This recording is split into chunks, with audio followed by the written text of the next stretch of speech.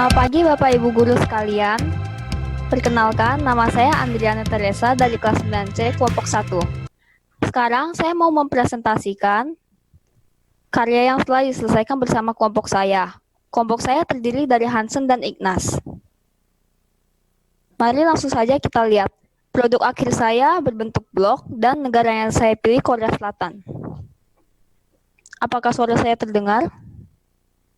Terdengar jelas. Oke, mari kita lanjutkan.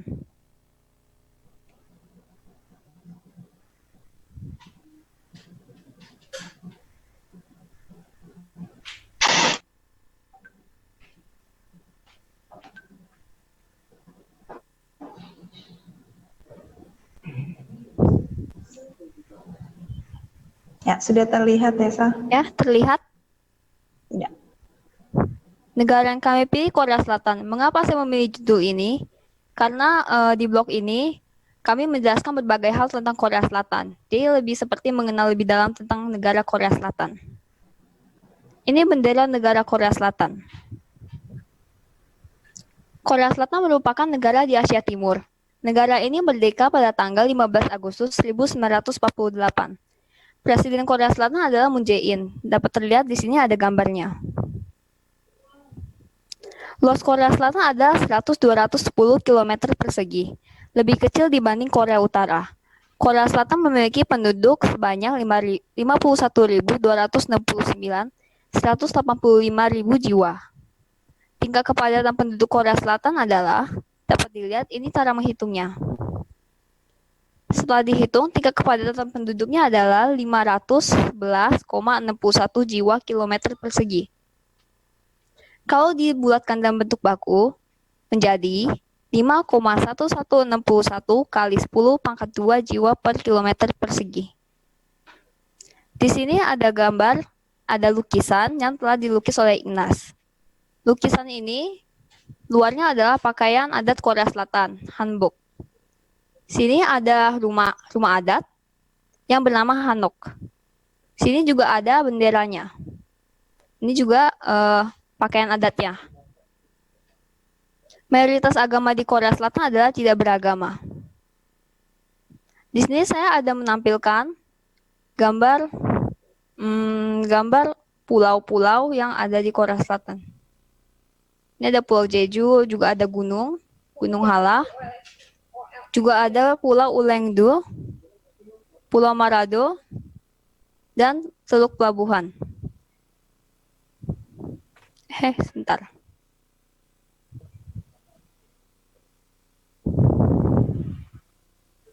Korea Selatan adalah negara republik. Seperti pada negara-negara demokrasi lainnya, Korea Selatan membagi pemerintahannya dalam 3 bagian, eksekutif, yudikatif, dan legislatif. Ini adalah lambang negara Korea Selatan. Sejarah kedaulatan Korea Selatan dimulai pada tahun 1948.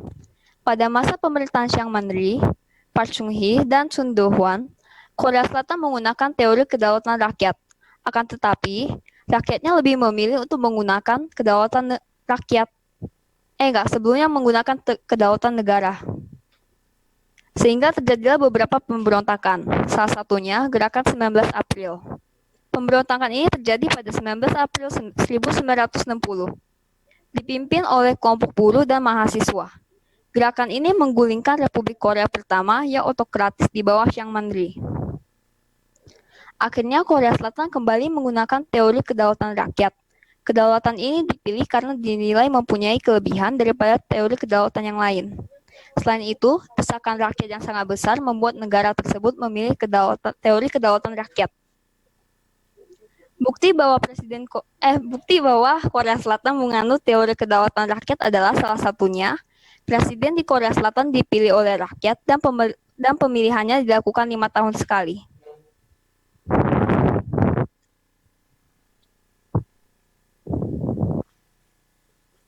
Selanjutnya, agar selamat dari pandemi virus corona, pemerintahan dan rakyat Korea Selatan melaksanakan 4 strategi, yaitu pengetesan yang agresif, pelacakan yang miru dan sigap, perawatan pasien, melibatkan publik secara aktif. Korea Selatan juga menerbangkan 300 drone di atas Sungai Han, Seoul, Hal ini dilakukan untuk mengingatkan warganya agar memakai masker, cuci tangan, dan juga menjaga jarak. Tak lupa, juga drone itu membentuk ucapan terima kasih untuk para dokter dan staf medis lainnya. Hasil dari strategi yang dilakukan di pemerintahan dan rakyat Korea Selatan adalah berita COVID-19 di Korea Selatan sudah 93% sembuh. Lebih tepatnya 13.406 orang sembuh dari 14.456 orang yang terkonfirmasi positif virus corona. Bisa lihat dari data grafik di bawah ini, setiap harinya pertumbuhan virus corona di Korea Selatan menurun.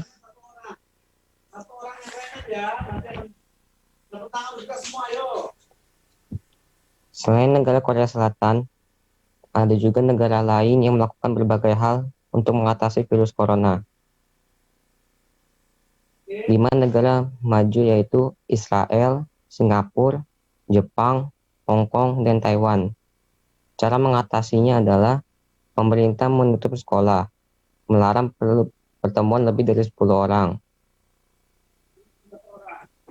menyuruhkan warga untuk tetap di rumah, dan menggunakan pengawasan anti-terorisme berteknologi tinggi untuk melacak kasus, melarang wisatawan datang, karantina, menghindari 3C, menggunakan masker saat keluar, menutup sekolah. Organisasi Kesehatan Dunia atau WHO melakukan karantina 14 hari untuk pendatang Cina, memperketat aturan di perbatasan, dan wajib menggunakan masker, melarang perjalanan dari berbagai daerah di Cina. 5 negara berkembang yaitu India, Indonesia, Malaysia, Thailand, dan Vietnam.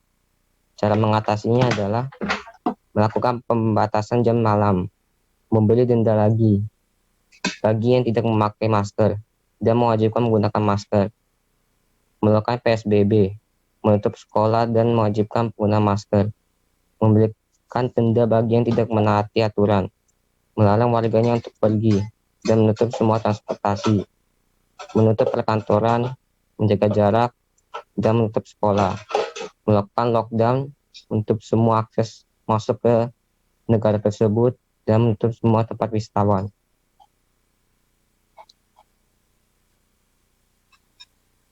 Itu dia cara beberapa negara mengatasi virus corona di negara mereka masing-masing. Selanjutnya ada juga beberapa penyakit selain COVID-19 di Korea Selatan. Tapi kita skip saja bagian ini karena tidak ada di tim teaching tuh. Selanjutnya ada cara agar tidak terkena penyakit. Salah satunya adalah dengan menghitung kalori makanan. Dengan begini, kita dapat mengetahui apakah makanan itu sehat untuk dikonsumsi atau tidak. Ini adalah salah satu produk makanan dari Korea Selatan. Ini itu mie instan, Neoguri Udon. Telah dilabeli bahasa Inggris. Yang pertama itu produk name. Ini produk illustration, company logo, halal certificate, produk QR code, net white, cooking direction, produk barcode, imported by, licensed by, expired date, storage instruction, nutrition facts, dan ingredients. Untuk menghitung kalori, kita memerlukan tinggi badan kita masing-masing. Setelah ditentukan, kita harus menghitung berat badan ideal dulu. Ini cara menghitungnya. Dimasukkan tinggi badan kita, lalu dihitung. Setelah ditemukan berat badan ideal, setelah itu, kita perlu mengkalikan sesuai dengan kelaminnya. Jika laki-laki dikalikan dengan 30 kalori, jika perempuan dikalikan dengan 25. Setelah itu kita mendapat kebutuhan kalori basal.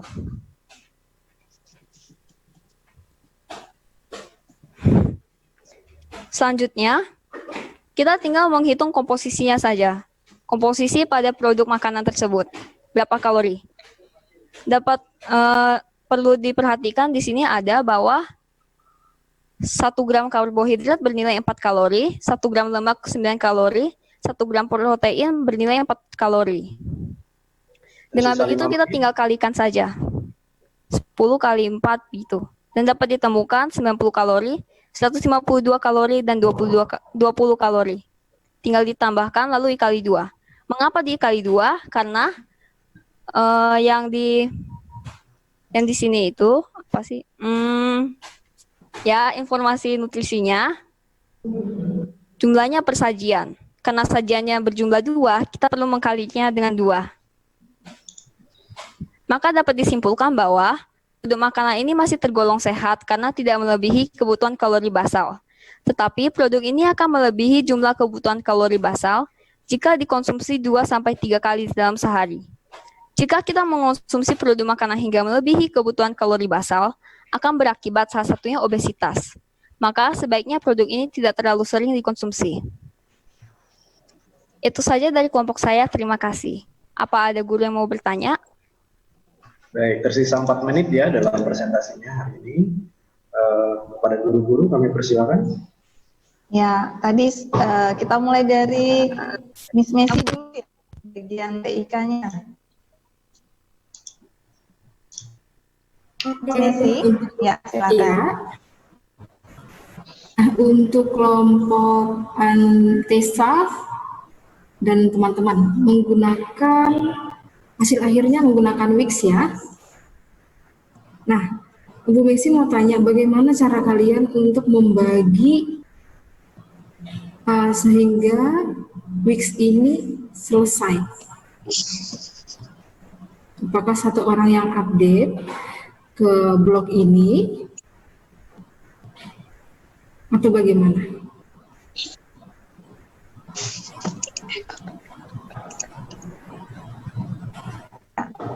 Silakan. Maaf Bu, boleh diulangi, koneksi saya sedikit ini aja, saya tidak bisa mendengar dengan baik. Oke, baik. Kelompok Tesa dan teman-teman menggunakan blognya tapi Wix ya, hampir sama. Nah, bagaimana kelompok kamu membagi tugas untuk posting materi-materi yang ada di dalam blog itu? Apakah Tesa aja yang update atau bagaimana pembagiannya? Bagaimana membagi tugas dan pengerjaan blog saya? Iya, Itu yang Ibu tanyakan? iya benar. Oh, kalau blog saya ini saya mengerjakannya sendiri. Jadi yang mengumpulkan data itu mereka, saya mengerjakan blognya. Oke, baik.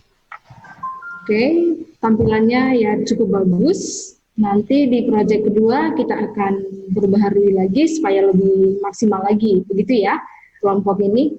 Terima kasih Bu Dian. Iya, terima kasih Miss Messi. Berikutnya, Bapak Ibu yang ingin bertanya atau memberikan saran. Pak Agus sudah bisa? Atau Pak Edi? Saya tetap nggak bisa, Bu. Patah-patah, iya, baik. nggak bisa ngikutin gambar Ya. patah-patah, suara putus. Oke, baik. Nanti Pak Agus berarti melalui rekaman. Pak Edi, dipersilakan Pak Edi. Saya lebih Ya, kedengaran. Oke. kedengaran. Teriak lagi Pak. Bisa ditampilkan yang lukisan tadi ya. Nanti Ya. Tolong ditampilkan, Desi.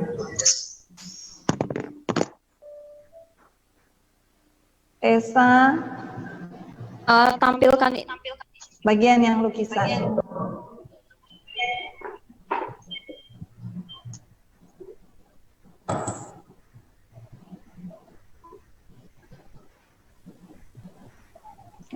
Mr. Jo sambil menghitung waktunya ya, Mister. Ya, Ya, makasih. 5 menit lagi ya. Oke. Pak Edi bagian yang mana? Nah, ini. Lukisan ya. Pak Edi request Itu ya. boleh di ya. Lukisan. Baik. Di situ saya melihatnya sebenarnya lukisan itu juga adalah Pak Edi, mohon maaf, suaranya boleh dibesarkan lagi, Pak. masih kurang besar begini. Iya, teriak Pak. Boleh teriak, nggak apa-apa, Pak. Oh, suara saya lembut masalahnya. Oke. Begini, maksudnya begini, kelompoknya Ibu Diana ya. Eh, di situ lukisan itu kan satu materi, termasuk satu materi utama dalam blog kalian. Kalau tadi untuk gambar ilustrasi, unsur-unsur yang lain itu kan kalian bisa menyajikan dengan besar, ya kan? Bisa menyajikan besar. Nah, ini saya sayangkan kalian untuk lukisan justru kamu buat kecil di situ, gitu ya, kamu buat kecil di situ, dan sehingga objek kamu sebenarnya sudah bagus di situ ya, mencoba memadukan, ada bangunan, ada baju, lalu ada bendera yang disambungkan dalam satu karya seperti itu. Imajinasi kamu buat baju-baju ciri khas mereka ya. Nah, cuma itu aja dari komposisinya. Cukup, komposisinya bagus di situ, cuma menurut saya mungkin itu untuk kalau melihat proporsi sehingga itu kurang besar, terlalu kecil, karena materi lukisan sendiri di situ kalian adalah menjadi objek yang utama. Nah, lalu mungkin bisa sedikit kamu menjelaskan lagi tentang budaya yang ada di sana, tentang baju, ciri khasnya, baju daerahnya, baju adatnya seperti itu. Jadi itu saja sudah bagus, ya secara keseluruhan sudah bagus. Sedikit masukan dari Pak Edi. Cuma sayang itu kok kecil banget itu karya kalian tentunya, itu kan karya ekspresi kalian, itu malah kamu tampilkan kecil banget, sayang ya. Ya. Untuk lukisannya Oke. juga bagus. Oke, terima kasih. Ya. Terima kasih Pak Edi. Terima Oke, kasih, jadi Pak. inputnya nanti di proyek kedua mungkin bisa lebih besar ya gambarnya ya di YouTube ya. Ya. Itu. Oke, tersisa 2 menit pertanyaan dari Ada guru-guru. pertanyaan wajib yang harus dijawab dulu Pak Mr. Joe, karena tadi yang kelompok 1 saya lupa bertanya. Oke. Silahkan Tessa, Ignas, atau Hansen yang mau gantian menjawab. Tolong paparkan pengalaman positif apa yang kalian peroleh dalam mengerjakan proyek 1 dan berikan alasannya. Silahkan. Mau Ignas, Hansen, atau Tessa dipersilahkan. Mungkin bergiliran kali Bu. Iya, silahkan. Mulai dari Ignas ya. Saya request dong dari Ignas. Sepertinya Oh udah siap. iya, boleh. Silakan Ignas. Yuk. Pengalaman Saya kan, Bu. positif apa? Iya, silahkan. Saya dapat mengetahui informasi tentang Korea Selatan, Bu. Dapat mengetahui informasi tentang Korea Selatan. Ada lagi? Di masa pandemi ini, pengalaman positif apa yang kamu dapatkan? Kan pembelajaran kita beda nih.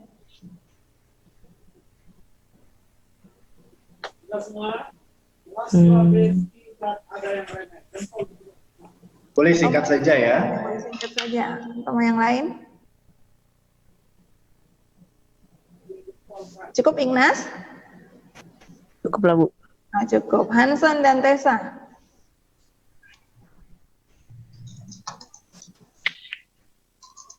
Ya, silakan. Mau Hansen dulu atau Tessa dulu? Yuk, lebih cepat waktunya. Saya dulu, Bu. Ya, silakan. Pengalaman positifnya, saya mendapat pengalaman baru seperti membuat blog, kan sebelumnya nggak pernah. Ya, mendapat pengalaman baru, terus bisa tahu kayak kedaulatan Korea Selatan itu apa sih. Oke. Dari mencari data begitu, kita mendapat pengetahuan baru. Ya. Hansen mau menambahkan? Terima kasih Tessa. Kalau saya Apa? Apalagi kalian kerja bersama, tidak individu. Apa yang kamu dapatkan, Hansen?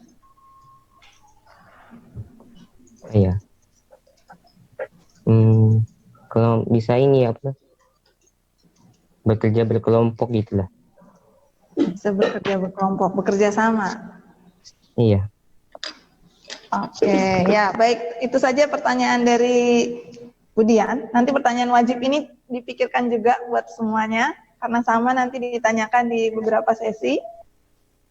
Untuk bahasa Indonesia, Budian tidak komentar banyak. Budian cukup memberi satu kata, boleh ya, Mr. Jo? Ya, terlihat? Enggak, Bu. Oh, nggak terlihat ya, ketutup screen ya. Ini? Ibu dia Nah, itu menghilang. kelihatan, Bu. Ibu dia menghilang. Ya, tolong di screenshot. Wow. Wow, ya. Terima kasih. Wow, karena kalian mengerjakan blog. Jujur, kemudian perlu belajar juga dari kalian ya. Kemudian perlu belajar. Terima kasih, Mr. Jo. Oke.